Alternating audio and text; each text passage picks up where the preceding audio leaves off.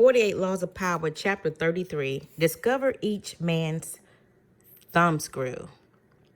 Everyone has a weakness, a gap in the castle wall. That weakness is usually an insecurity, an uncontrollable emotion or need. It can also be a small secret pleasure. Either way, once found, it is a thumbscrew you can turn to your advantage.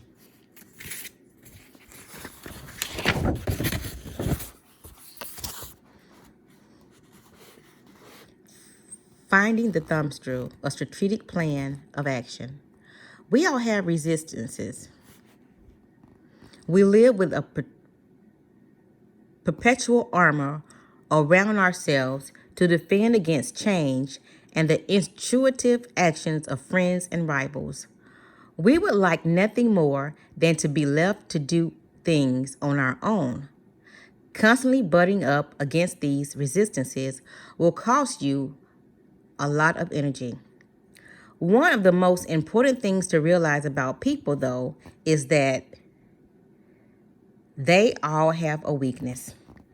Some part of their psychological armor will not resist, that will bend to your will if you find it and push on it. Some people wear their weaknesses openly. Others disguise them. Those who disguise them are often the ones most effectively undone through that one chink in their armor. In planning your assault, keep these principles in mind. Pay attention to gestures and unconscious signals. As Sigmund Freud remarked, no mortal can keep a secret. If his lips are silent, his chatters with his fingertips, betrayals, oozes out of him at every pore. This is critical concept in which the search for a person's weaknesses, it is revealed by seemingly unimportant gestures and passing words. The key is not only what you look for, but where and how you look. Everyday conversation supplies the richest mine of weaknesses. So train yourself to listen. Start by always seeming interested. The appearance of a sympathetic ear will spur anyone to talk. A clever trick often used by the 19th century French statesman Talleyrand is to appear to open up to the other person, to share a secret with them. It can be completely made up, or it can be real, but of no great importance to you. The thing is that it should seem to come from the heart. This is usually elicits a response that is not as frank as yours, but more genuine, a response that reveals a weakness. If you suspect that someone has a particular soft spot, probe for it indirectly. If, for instance, you sense that a man has a need to be loved, openly flatter him. If he laps up your compliments, no matter how obvious, you are on the right track. Train your eye for details. How someone tips a waiter, what delights a person. The hidden messages in clothes. Find people's idols, the things they worship, and do anything to get, perhaps you can be the supplier of their fantasies. Remember, since we all try to hide our weaknesses, there is a little to be learned from our conscious behavior. What oozes out in the little things outside our conscious control is what you want to know. Find the helpless child. The most weaknesses begin in childhood, before the self builds up compensatory defenses. Perhaps a child was pampered or indulged in a particular area, or perhaps a certain emotional need went unfulfilled. As he or she grows older, the indulgence or the deficiency may be buried but never disappears. Knowing about a childhood needs gives you a powerful key to a person's weakness. One sign of this weakness is that when you touch on it, the person will often act like a child. Be on the lookout then for any behavior that should have been outgrown. If your victims or rivals went without something important, such as parental support, when they were children, supply it and its facsimile. If they reveal a secret taste, a hidden indulgence, indulge it. In either case, they will be unable to resist you. Look for contrast. An overt trait often conceals its opposite. People who thumb their chest are often big cowards. A prudish exterior may hide a lascivious soul. The upset are often screaming for adventure, and the shy are dying for attention. But probing beyond appearances, you will often find people's weaknesses in the opposite of the qualities they reveal to you. Find the weak link. Sometimes in your search for weaknesses, it is not what but who that matters.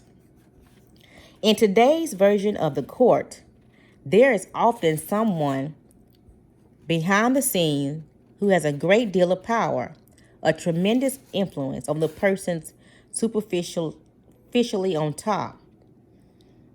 These behind the scene power brokers are the group's weak link. Win their favor and you indirectly influence the king. Alternatively, even in a group of people acting with the appearance of one will, as when a group under attack closes ranks to resist an outsider, there is always a weak link in the chain. Find the one person who will bend under pressure. Fill the void. The two main emotional voids to fill are insecurity and unhappiness. The insecure are suckers for any kind of social validation. As for the chronically unhappy, look for the root of their unhappiness. The insecure and the unhappy are the people least able to disguise their weaknesses. The ability to fill their emotional voids is a great source of power and an independently prolongable one. Feed on uncontrollable emotions. The uncontrollable emotion can be a paranoid fear, a fear of disproportionate to the situation, or any base motive such as lust, greed, vanity, or hatred. People in the grip of these emotions often cannot control themselves, and you can do the controlling for them. In 1615, the 30-year-old Bishop Lucan, later known as Cardinal Richelieu, gave a speech before representatives of 3 estates of France: clergy, nobility, and commoners. Richelieu had been chosen to serve as the mouthpiece for the clergy, an immense responsibility for a man still young and not particularly well known on all of the important issues of the day. The speech followed the church line, but near the end of it, Richelieu did something that had nothing to do with the church and everything to do with his career. He turned to the throne of the 15-year-old king, Louis XIII, and the Queen Mother, Marie de Medici, who sat beside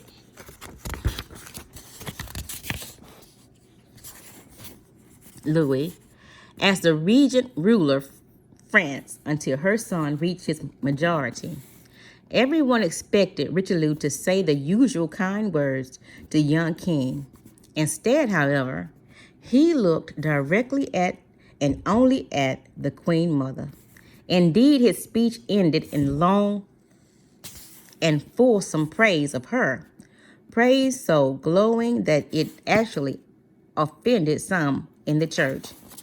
But the smile on the queen's face as she lapped up Richelieu's compliments was unforgivable. A year later, the queen mother appointed Richelieu Secretary of State for Foreign Affairs, an incredible coup for the young bishop. He had now entered the inner circle of power, and he studied the workings of the court as if it were the machinery of wrath. Oh, of a watch. As if it was the machinery of a watch. An Italian Concino was the queen mother's favorite, or rather her lover, a role that made him perhaps the most powerful man in France. Concini was vain and foppish, and Richelieu played him perfectly, attending to him as if he were the king. Within months, Richelieu had become one of Concini's favorites. But something happened in 1617 that turned everything upside down. The young king, who up until then had shown every sign of being an idiot, had Concini murdered, and his most important associates imprisoned. In so doing, Louis took command of the country with one blow, sweeping the queen mother aside. Had Richelieu played it wrong? He had been close to both Concini and Marie, whose advisors and ministers were now all out of favor, some even arrested. The queen mother herself was shut up in the Louvre and a virtual prisoner. Richelieu wasted no time.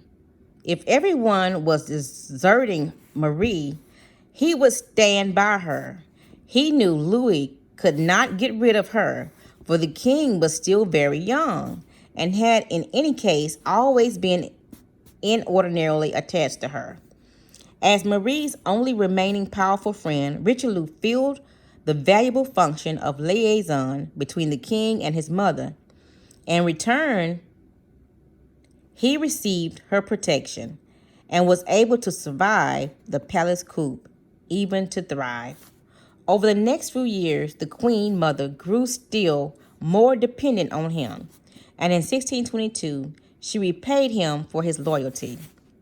Through the intercession of her allies in Rome, Richelieu was elevated to the powerful rank of cardinal. By 1623, King Louis was in trouble. He had no one he could trust to advise him, and although he was now a young man instead of a boy, he remained childish in spirit, and affairs of state came hard to him. Now that he had taken the throne, Marie was no longer the regent and theoretically had no power, but she still had her son's ear, and she kept telling him that Richelieu was his only possible savior. At first, Louis would have none of it. He hated the cardinal with a passion, only tolerating him out of love for Marie. In the end, however, isolated in the court and crippled by his own indecisiveness, he yielded to his mother and made Richelieu first chief of counselor and later prime minister. Now Richelieu no longer needed Marie. He stopped visiting and courting her, stopped listening to her opinions, even argued with her and opposed her wishes. Instead, he concentrated on the king, making himself indispensable to his new master. All the previous premiers, understanding the king's childishness, had tried to keep him out of trouble. He shrewd Richelieu, played him indirectly, deliberately pushing him into one ambitious project after another, such as a crusade against the Huguenots and finally an unexpected war with Spain. The immensity of these projects only made the king more dependent on his powerful premier, the only man able to keep order in the realm. And so, for the next 18 years, Richelieu, exploiting the king's weaknesses, governed and molded France according to his own vision, unifying the country and making it a strong European power for centuries to come. Richelieu saw everything as a military campaign. No strategic move was more important to him than discovering his enemies' weaknesses and applying pressure to them.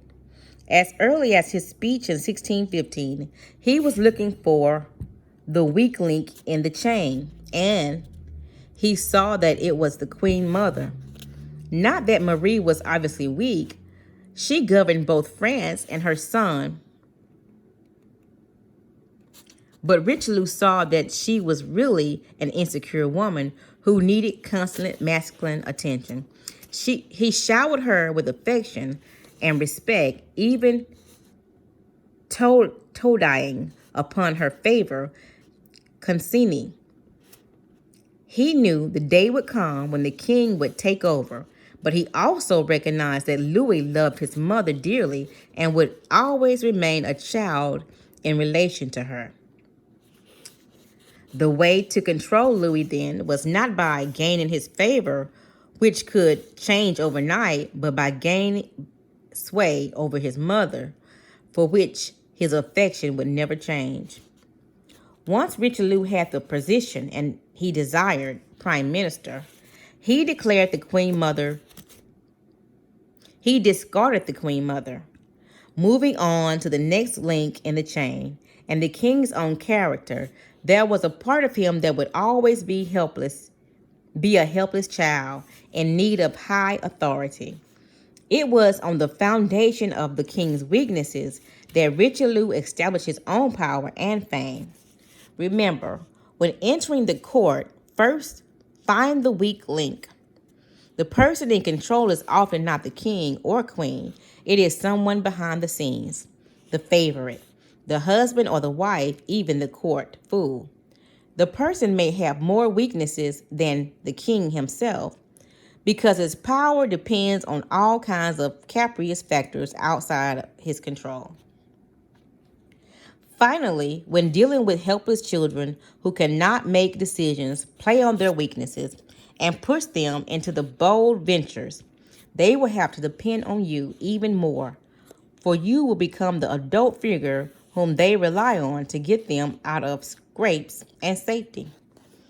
In December of 1925, guests at the Swankiest Hotel in Palm Beach, Florida, watched the interest as a mysterious man arrived in a Rolls Royce driven by a Japanese chauffeur. Over the next few days, they studied his handsome man who walked with an elegant cane, received telegrams in all hours, and only engaged in the briefest conversation. He was a count, they heard. Count Victor Lusting, and he came from one of the wealthiest families in Europe, but this was all they could find out. Imagine their amazement then when Lustig one day walked up to one of the least distinguished guests of the hotel, a Mr. Herman Lollier.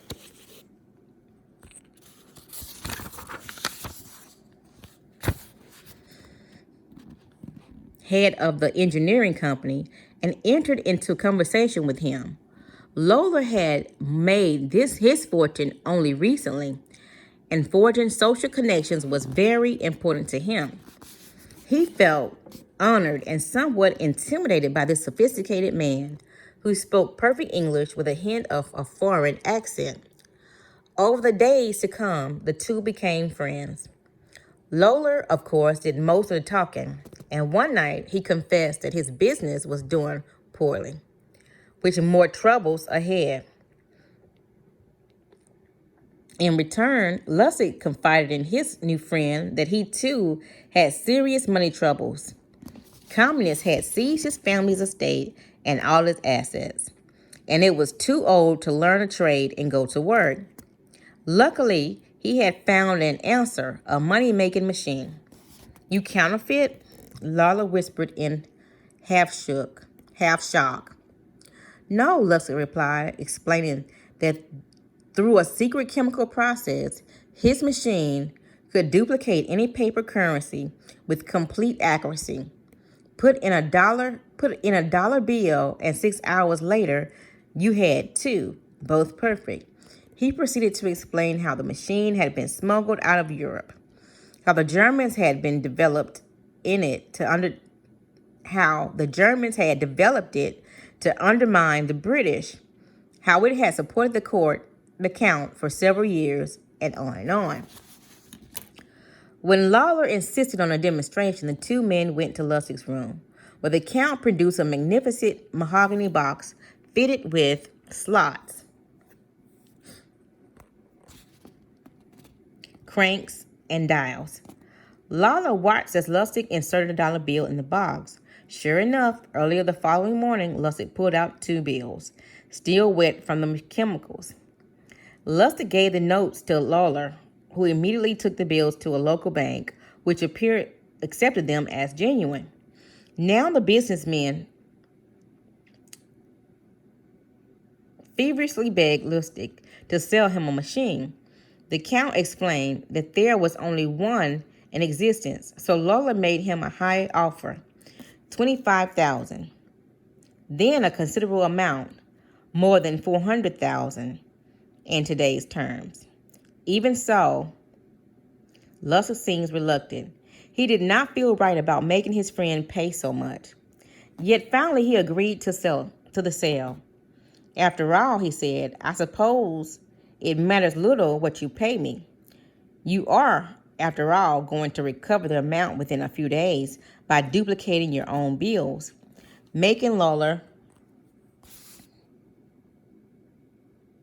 swear never to reveal the machine's existence to other people's. Lustig accepted the money. Later the same day, he checked out of a hotel. A year later, after many futile attempts at duplicating bills, Lawler finally went to the police with the story of how Count Lustig had conned him with a pair of dollar bills, some chemicals, and a worthless mahogany box. Count Lustig had an eagle eye for other people's weaknesses.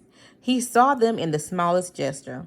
Lola, for instance, over-tipped waiters, seemed nervous in conversation with the concierge, talked loudly about his business. His weakness, Lustig knew, was his need for social validation, for the respect that he thought his wealth had earned him. He was always chronically insecure. Lustig had come to the hotel to hunt for prey, and in Lawler, he honed in on the perfect sucker, a man hungering for someone to fill his physic voids. In offering Lawler his friendship, then Lustig knew he was offering him the immediate respect of the other guests. As a count, Lustig was also offering the newly rich businessman access to the glittering world of wealth. And for the coup de grace, he apparently owned a machine that would rescue Lawler from his worries. It would even put him on a par with Lustig himself, who had also used the machine to maintain his status. No wonder Lawler took the bait. Remember, when searching for suckers, always look for the dissatisfied, the unhappy, the insecure. Such people are riddled with weaknesses and have needs that you can feel. Their neediness is the groove in which you place your thumbnail and turn them at will. In the year of 1554, the French king Henry II died in a jousting exposition. His son assumed the throne, becoming Francis II. But in the background stood Henry's wife and queen, Catherine de Medici, a woman who had long ago proven her skill in affairs of state. When Francis died the next year, Catherine took control of the country as regent to her next son in line of succession, the future Charles IX, a mere 10 years old at the time. The main threats to the queen's power were Antoine de Bourbon, King of Navarre, and his brother Louis, the powerful Prince of Condé, both of whom could claim the right to serve as regent instead of Catherine, who after all was Italian, a foreigner. Catherine quickly appointed Antoine lieutenant general of the kingdom, a title seemed to satisfy his ambition. It also meant that he had to remain in court, where Catherine could keep an eye on him. Her next move proved smarter still. Antoine had a notorious weakness for young women, so she assigned one of her most attractive maids of honor, Louise de Roet, to seduce him.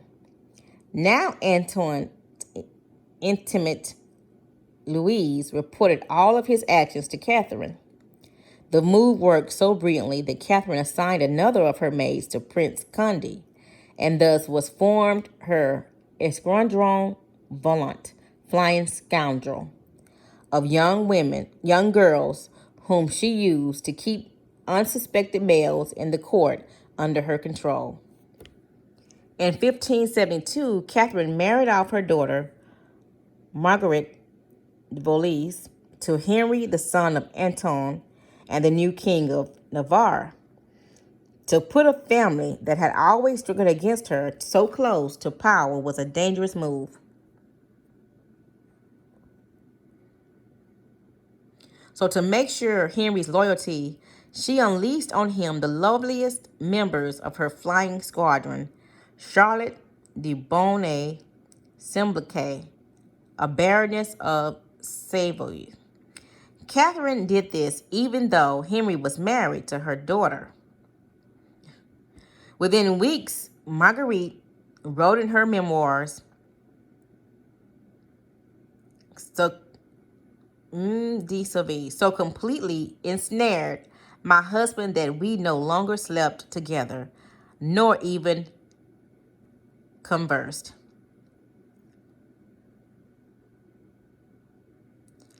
The Baroness was an excellent spy and helped to keep Henry under Catherine's thumb.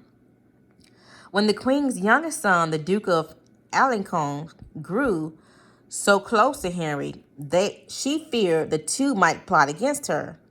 She assigned the Baroness to him as well. This most infamous member of the flying squadron quickly seduced Alençon, and soon the two young men fought over her, and their friendship quickly ended, along with any danger of a conspiracy. Catherine had seen very early on the sway that a mistress has over a man of power. Her own husband, Henry II, had kept one of the most infamous mistresses of them all, Diane de Poitiers. What Catherine learned from the experience was that a man like her husband, wanted to feel he could win a woman over without having to rely on his status, which he had inherited rather than earned. As such, a need contained a huge blind spot. As long as the woman began the affair by acting as if she had been conquered, the man would fail to notice that as time passed, the mistress had came to hold power over him, as Diane did over Henry. It was Catherine's strategy to turn this weakness to her advantage, using it as a way to conquer and control men. All she had to do was unleash the loveliest woman in the court, her flying squadron, on men who knew she shared her husband's vulnerability. Remember, always look for passions and obsessions that cannot be controlled. The stronger the passion, the more vulnerable the person.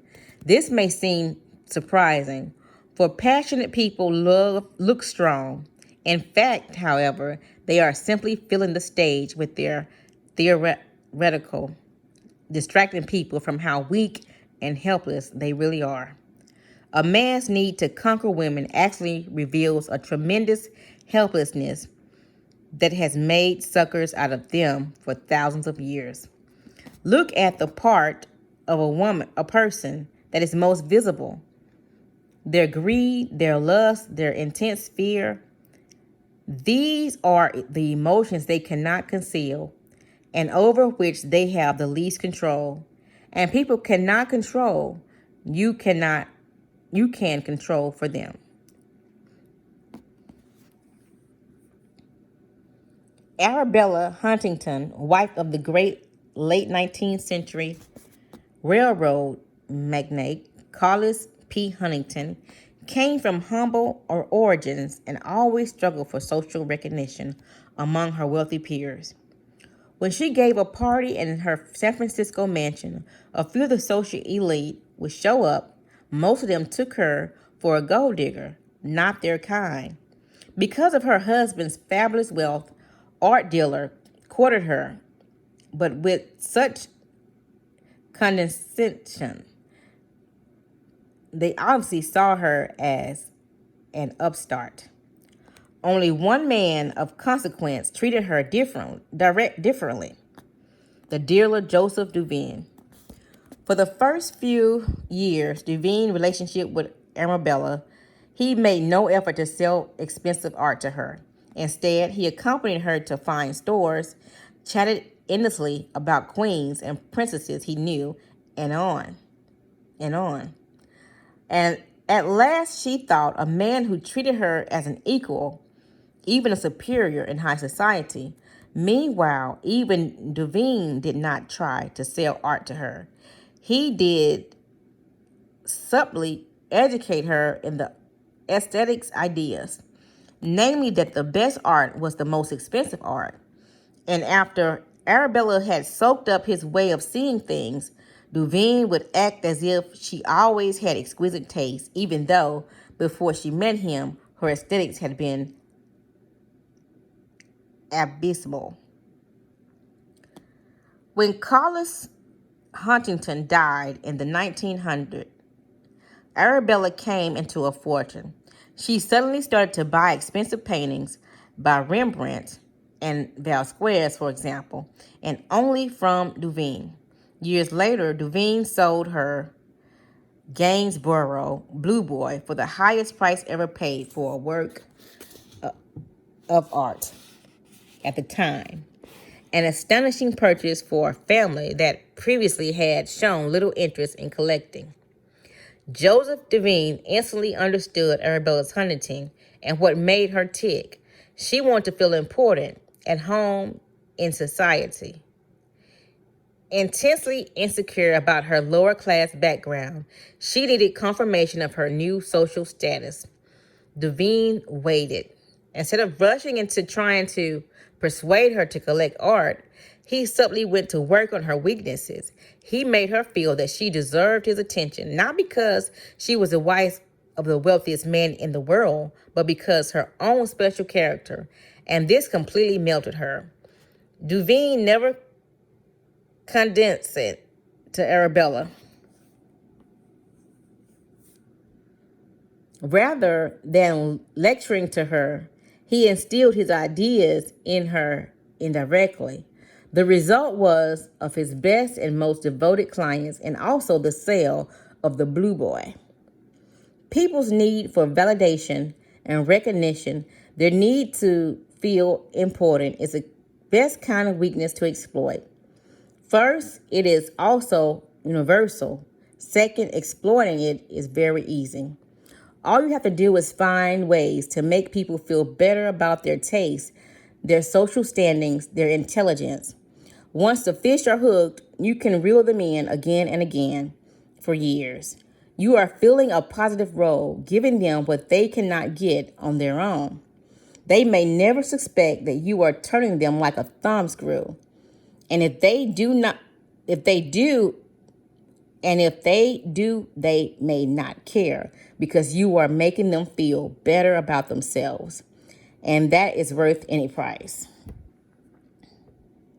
In 1862, King William of Prussia named Otto von Bismarck premier and minister for foreign affairs. Bismarck was known for his boldness and his ambition, and his interest in strengthening the military. Since William was surrounded by liberals in his government and cabinet, politicians who already wanted to limit his powers, it was quite dangerous for him to put Bismarck in this sensitive position. His wife, Queen Augusta, had tried to dissuade him, but although she usually got her way with him, this time William stuck to his guns. Only a week after becoming prime minister, Bismarck made an impromptu speech to a few dozen ministers to convince them of the need to enlarge the army. He ended by saying, "The great questions of the time will be decided not by speeches and revolution of majority, but by iron and blood." His speech was immediately disseminated throughout Germany. The queen screamed at her husband that Bismarck was a barbaric militarist who was out to usurp control of Prussia, and that William had to fire him. The liberals in the government agreed with her. The outcry was so vehement that William began to be afraid he would end up on a scaffold like Louis XVI of France if he kept Bismarck on as prime minister. Bismarck, he had to get to the king before it was too late. He also knew he had blundered and should have tempered his fiery words. Yet as he contemplated his strategy, he decided not to apologize, but to do the exact opposite. Bismarck knew the king well.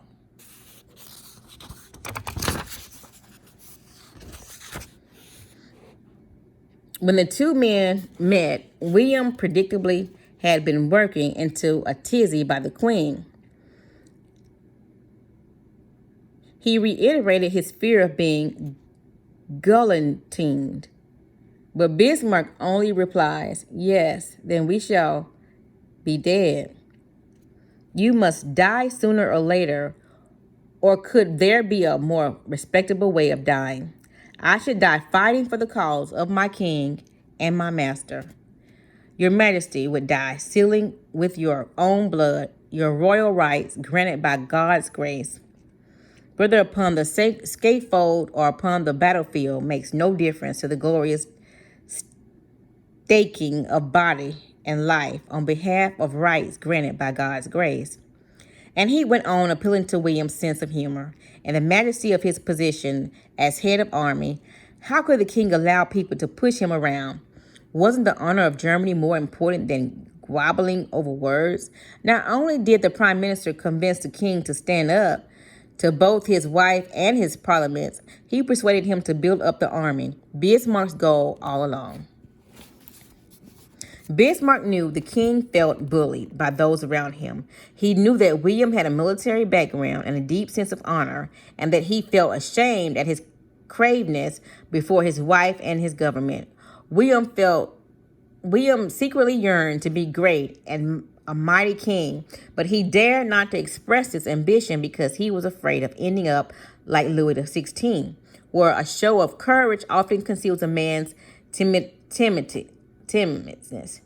Williams timidly concealed his need to show courage and thumb his chest. Bismarck sensed the longing for glory beneath William's passive front.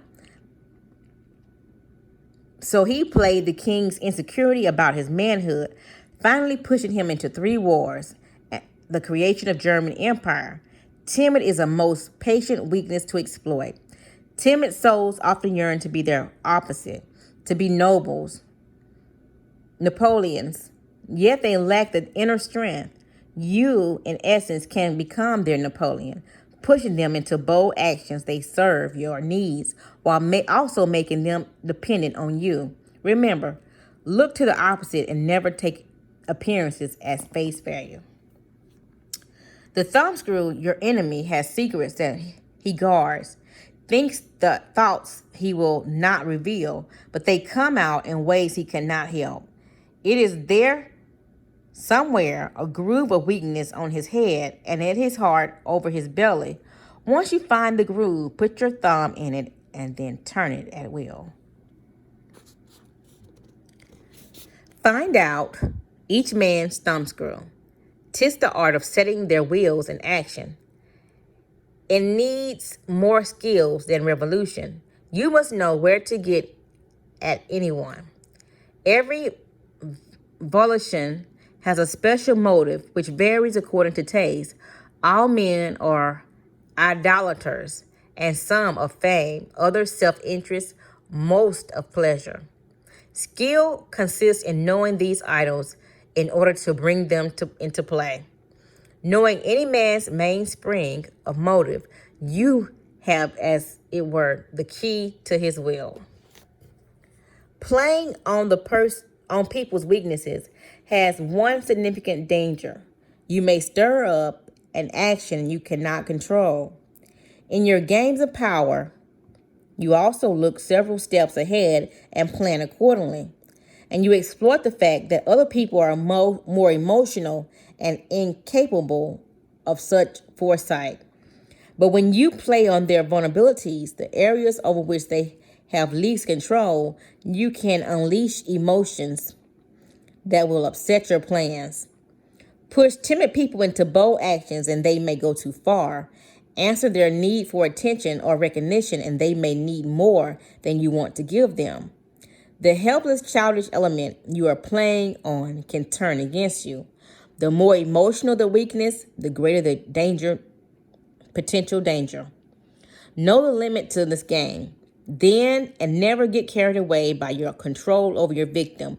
You are after power, not the thrill of control.